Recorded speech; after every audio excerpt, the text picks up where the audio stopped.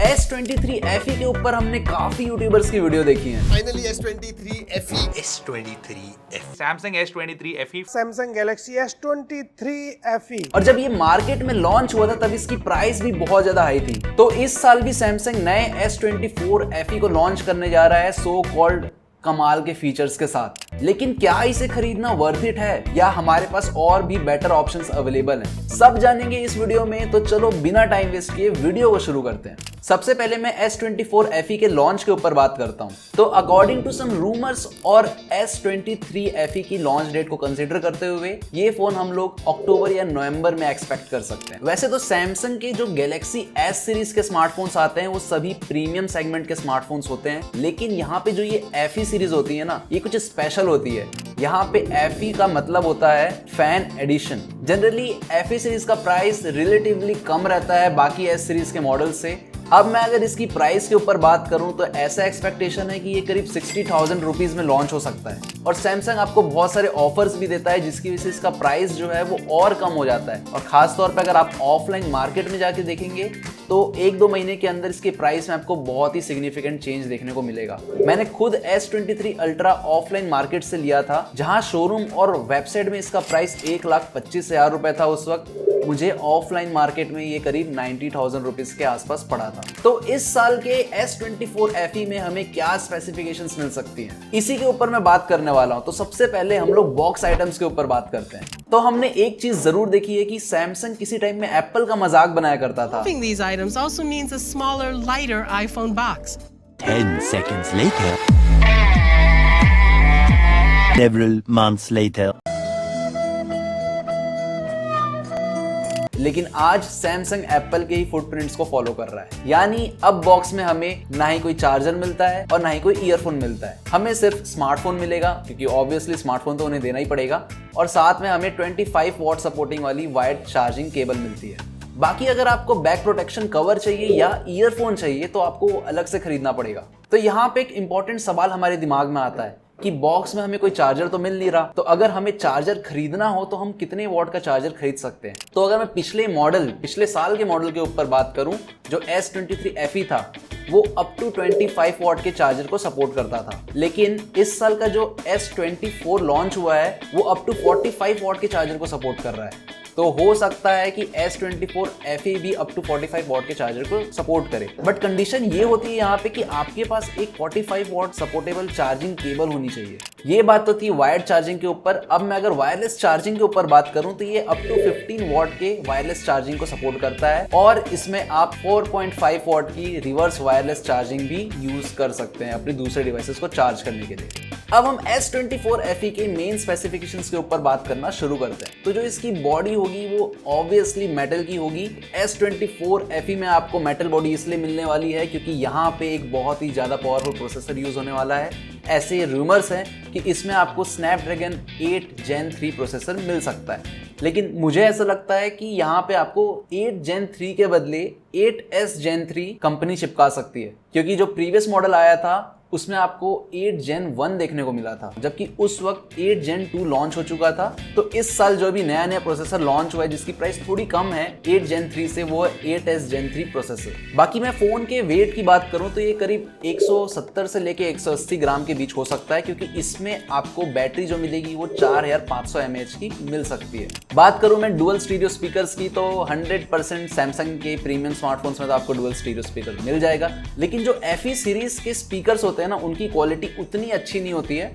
तो मैं ऐसा उम्मीद कर रहा हूं कि इस साल हो सकता है कि सैमसंग इसकी क्वालिटी और इंक्रीज कर दे।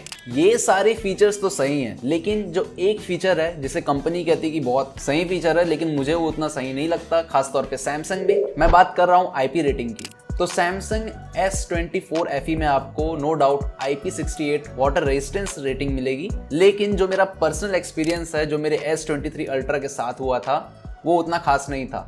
मैंने अपने दोनों स्मार्टफोन्स S23 अल्ट्रा और iPhone 15 Pro Max दोनों को पानी में डाला है, और एक को मैंने जानबूझ के डाला था और एक मेरे से अनजाने में गया था पानी में। सैमसंग वाला अनजाने में गया था और आईफोन को मैंने जानबूझ के 8 घंटे तक पानी में डाल दिया था। वेल डन, तालियां होनी चाहिए यार। लेकिन यहाँ पे जो सैमसंग वाला था वो 15-20 मिनट के अंदर ही डेड हो गया था और आईफोन को कुछ नहीं हुआ।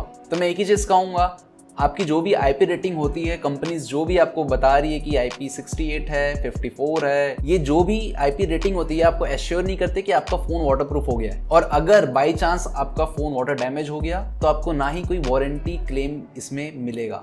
अब अगले पॉइंट कनेक्टिविटी के ऊपर बात करते हैं। तो कनेक्टिविटी में भी आपको सभी लेटेस्ट फीचर्स मिल जाएंगे, जैसे कि इसमें आपको Wi-Fi 6E मिल जाएगा, Bluetooth 5.3 मिल जाएगा, NFC का सपोर्ट मिल जाएगा, लेकिन आपको IR ब्लास्टर नहीं मिलेगा, जो कि मुझे बहुत खराब बात लगती है। डिस्प्ले की बात करूं तो S24 FE में आपको 6.4 इंच की full HD plus dynamic AMOLED 2X 120 hertz refresh rate वाला डिस्प्ले मिल जाएगा। काफी लंबा था भाई, बहुत मुश्किल से याद किया और देख देख के भी बोल रहा था। एक चीज याद रखिए, यहाँ पे जो डिस्प्ले है वो फुल HD प्लस है, 1.5 के रेजोल्यूशन वाली नहीं है। तो ये बात भी मुझे खराब लगती है कि अगर बाकी कंपनीज जो हैं इस प्राइस सेगमेंट में आपको 1.5 के रेजोल्यूशन की डिस्प्ले प्रोवाइड कर रही है तो सैमसंग को भी प्रोवाइड करना चाहिए था। एनीवेज, अगर मैं इसके डिस्प्ले प्रोटेक्शन के ऊपर बात करूं तो मुझे ऐसा लगता है कि इसमें आपको cornering gorilla glass Victus plus का प्रोटेक्शन मिल सकता है, क्योंकि ये नया अभी प्रोटेक्शन चल रहा है मार्केट में और जनरली जितने भी अभी स्मार्टफोन लॉन्च हो रहे हैं सब लोग यही प्रोटेक्शन यूज कर रहे हैं। तो ये सब बातें थी आउटर चीजों की। अब हम लोग इंटरनल चीजों के ऊपर बात करते हैं, यानी हार्डवेयर के ऊपर। वैसे आउटर और इंटरनल सभी तो हार्डवेयर का हिस्सा है।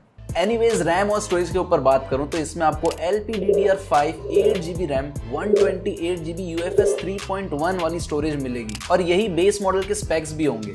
प्रोसेसर तो मैंने आपको ऑलरेडी बता दिया कि इसमें आपको Snapdragon 8 Gen 3 या Snapdragon 8S Gen 3 प्रोसेसर देखने को मिल सकता है, तो दोनों में से एक के लिए तैयार रहें।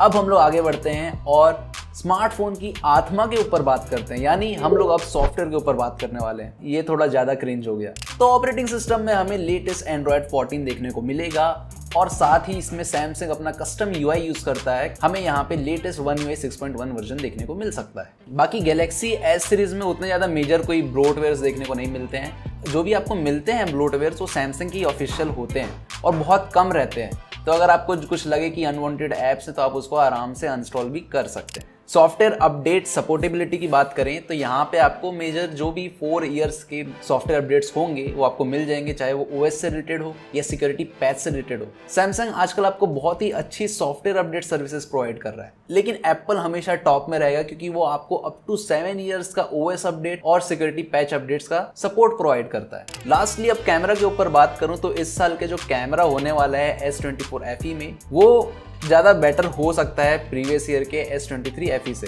तो इस साल आपको 50 मेगापिक्सल का मेन कैमरा मिल सकता है। बाकी अल्ट्रा वाइड कैमरा की बात करूं तो यहाँ पे आपको 12 मेगापिक्सल का अल्ट्रा वाइड कैमरा मिलेगा, वहीं टेलीफोटो कैमरा आपको 8 मेगापिक्सल का मिलेगा। लास्ट ईयर तक ये 1x 3x के ऑप्टिकल जूम को सपोर्ट कर रहा था। उम्मीद करता हूँ कि इस साल 3x से भी ये ऊपर जाए।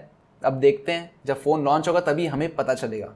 वहीं जो इसका सेल्फी कैमरा होगा वो 12 मेगापिक्सल का होने वाला है। अगर मैं इसके ओवरऑल कैमरा क्वालिटी के ऊपर बात करूं तो जो स्मार्टफोन्स जितने भी अवेलेबल है मार्केट में, ये सभी से आपको अच्छी क्वालिटी प्रोवाइड करता है एक्सेप्ट एप्पल के, क्योंकि मैंने कुछ चीज़ें नोटिस की थी अपने S23 अल्ट्रा की पिक्स में, वो ओवर सैचुरेटेड मुझे लगी और उतनी ज़्यादा शार्प नहीं थी। वहीं जो एप्पल की पिक्स मैंने खींची थी वो ज़्यादा शार्प थी और मोर रियलिस्टिक कलर्स के साथ थी। तो ये चीज़ मुझे लगता है कि अभी भी सैमसंग कहीं ना कहीं लैग करता है और इसके ऊपर बाकी यूट्यूबर्स भी बहुत सारी वीडियोस बना चुके हैं, आप चाहें तो उनकी वीडियोस भी देख सकते हैं। तो एनीवेज, हम लोग अब एंडिंग में आ चुके हैं, तो थोड़ा जो भी नॉइस होगा उसको एडजस्ट कर लीजिएगा।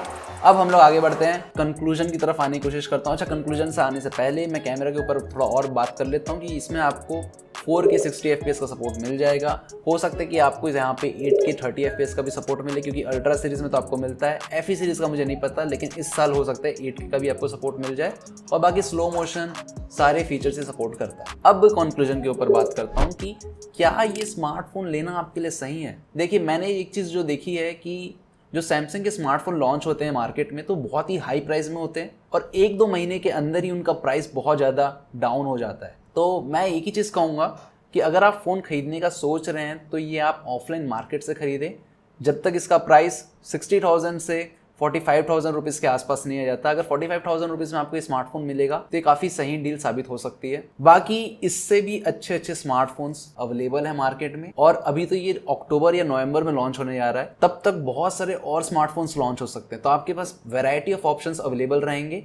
तो इतना कोई हरी करने की ज़रूरत नहीं है अगर आप FE सीरीज़ को खरीदने का सोच रहे हैं, क्योंकि सैमसंग भले ही फ़ैन एडिशन बोलता है लेकिन सैमसंग को पैसे कमाने हैं, और अगर फैंस की वो सच में बात सुनता तो सारे अच्छे अच्छे फीचर्स इस फ़ोन में डाल देता और यहाँ पे ये अल्ट्रा से भी ऊपर निकल जाता, लेकिन ये सब टैक्टिक्स हैं और कुछ नहीं। और एक चीज़ और ख़राब लगती है मुझे, अगर आप फ़ोन स्टार्टिंग में ही खरीद लिए महंगे में बिना 1-2 महीने वेट किए तो इसकी रीसेल वैल्यू जो है ना वो 4-5 महीने बाद बहुत ज़्यादा कम हो जाती है।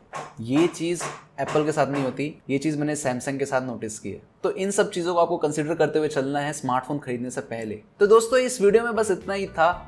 उम्मीद है कि आपको इस वीडियो से कुछ अच्छा इन्फॉर्मेशन मिला होगा, आपको वीडियो अच्छी लगी होगी। अगर वीडियो अच्छी लगी हो तो लाइक कर देना, चैनल पे नए हो तो सब्सक्राइब कर देना अगर आप हमें सपोर्ट करना चाहते हैं। और मैंने अभी अपना नया इंस्टाग्राम पेज भी बनाया है जहाँ पे आप मुझे फॉलो कर सकते हो, यहाँ पे स्क्रीन में शो हो रहा होगा। बाकी मिलेंगे एक नई वीडियो में, तब तक बाय।